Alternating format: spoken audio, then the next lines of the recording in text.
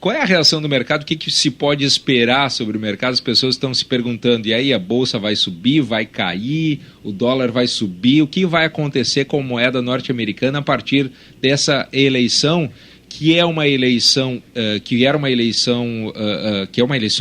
surpreendente, né? O resultado é surpreendente, e mais do que isso, o mercado financeiro já reagia não muito bem à possibilidade de Trump ser eleito presidente dos Estados Unidos.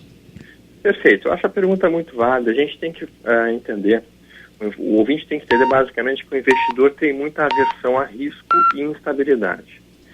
Então a eleição de Donald Trump, na verdade, traz os dois componentes para a economia mundial. A imprevisibilidade desse candidato, agora novo presidente, trouxe para o cenário econômico mundial o risco e a instabilidade de quais serão as medidas e quais serão as políticas que efetivamente ele vai estar realizando. Isso faz com que o investidor fuja do risco. Quando a gente fala em investidor fugindo do risco, basicamente o que é? É realmente vender posições em ativos que apresentem uma maior volatilidade, como ações, e automaticamente buscar aquilo que é considerado portos seguros, como, por exemplo, franco suíço, como, por exemplo, ouro, como, por exemplo, a moeda japonesa. Então, a expectativa, em um primeiro momento, de um cenário de maior instabilidade é imediatamente uma pressão vendedora na Bolsa e, automaticamente, possivelmente, uma pressão de compra dentro do dólar. Tá? Isso a gente já presenciou nos mercados externos, ou seja, quando aconteceu o anúncio, realmente houve uma importantíssima queda no mercado mundial, praticamente um banho de sangue, podemos ver, inclusive, em várias ações mundiais. Logo após o discurso que ele realizou, houve uma certa calmaria, o mercado começou a entender que ele não ia ser tão agressivo quanto durante a campanha ele se apresentou, e agora no momento o mercado apresenta uma leve recuperação das fortes quedas que tivemos lá fora, especialmente na Bolsa da Ásia, nas bolsas da Ásia e nas bolsas da Europa. Alexandre, aqui para o Brasil, a gente espera daqui a pouco a abertura dos mercados, qual é a sua expectativa? A expectativa desenhada pela maior parte dos analistas realmente é uma abertura naquilo que a gente chama de gap de queda, ou seja, uma forte abertura em queda, tá, caindo forte, e logo a seguir uma possível recuperação. Se essa recuperação conseguir se manter no período da manhã, aí é provável que a gente consiga terminar o dia com uma discreta estabilidade. Tudo vai depender de como vai ser desenrolado as próximas horas, na verdade. Se houver um retorno da pressão de venda no período da tarde, podemos ter um fechamento bem feio. E isso vai ser muito relacionado à ideia de se o investidor estrangeiro estará entendendo o Brasil como um dos mercados emergentes mais duramente afetados pelas novas políticas do Trump. A gente sabe que o Trump tem realmente uma política que vai prejudicar muitos países emergentes, prejudicar muito o México e prejudicar muito a China. Se isso vai afetar a economia brasileira ou não, ainda restam algumas dúvidas. E, Alexandre, qual é a tendência que a gente pode esperar para o dólar até o final do ano, ou nessa semana ainda? Ótima pergunta. A gente teve uma pressão de venda no dólar aqui no Brasil muito importante nos últimos meses, mais relacionado à repatriação que aconteceu promovida pelo governo. Então isso fez uma entrada de dólar na moeda aqui no Brasil muito importante. Isso produziu uma queda da moeda americana. Esse efeito da repatriação já passou. E isso, portanto, não vai mais pressionar o dólar na ponta da queda.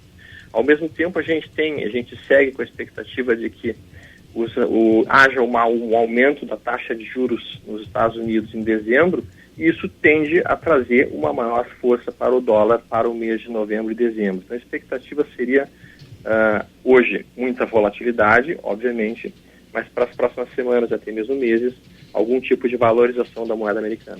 Alexandre, a gente teve no Brexit uma situação mais ou menos parecida, aquele susto do mercado no primeiro dia e depois as coisas se estabilizaram. Isso. Que relação se pode fazer entre esses dois episódios? Eu acho que é muito importante esse teu comentário. O que acaba acontecendo? O mundo precisou de mais ou menos uns 3 dias para se recuperar do susto do Brexit. Ou seja, quando aconteceu o Brexit, novamente, instabilidade, incertezas, o pessoal entrou vendendo, o pessoal entrou desesperado e saiu de posições que estavam compradas, e em 3 dias as coisas se recuperaram rapidamente. Tá? Então, pode acontecer exatamente o mesmo efeito hoje. O mercado ficou assustado em primeiro momento, viu a instabilidade, entra vendendo desesperado, e daqui a 2 ou 3 dias, talvez até mesmo em menos tempo, o mundo inteiro se recupere desse susto, e aquilo que foi vendido barato num certo desespero no dia de hoje, ou mesmo no dia de ontem, possa se tornar realmente uma oportunidade até mesmo de entrada. Para quem tem dinheiro, a recomendação, então, é cautela e caldo de galinha. Exatamente. A recomendação é não tomar decisões precipitadas, né? Não tomar uma decisão no calor da emoção, no calor de até mesmo um certo medo em relação ao futuro das políticas americanas. Não é o momento para tomar posições pesadas ou decisões que sejam muito dolorosas. Alexandre, do jeito que o mercado internacional está organizado e da maneira forte com que os Estados Unidos participa desse mercado, o discurso protecionista do Trump, ele é possível de ser colocado em prática ou ele vai ter obrigatoriamente que recuar a partir do momento que tomar as rédeas da economia norte-americana? Então, na verdade, a gente entende que muitas das propostas do Trump colocadas durante a campanha não são factíveis, não são possíveis de serem realizadas, até porque o Congresso americano também não vai permitir que ele faça tudo o que ele estava planejando. Então, vai haver, sem dúvida alguma, uma forte necessidade de negociação do Trump com o Congresso.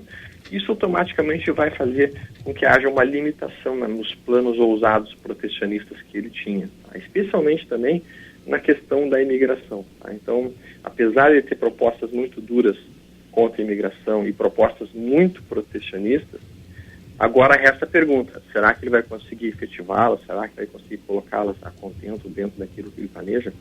O mercado observa como mais provável que não, já que o Congresso não vai permitir tudo o que ele está planejando. Tá certo. Alexandre, muito obrigado. Agradeça aí, Escola. Vai lá, Rosane. Não, eu ia agradecer. Certo, Alexandre Volvax. Muito obrigado pela atenção. A gente está falando aqui dos Estados Unidos. Tem um pequeno delay aí na nossa comunicação, mas eu quero te agradecer por fazer essa análise conosco nessa manhã.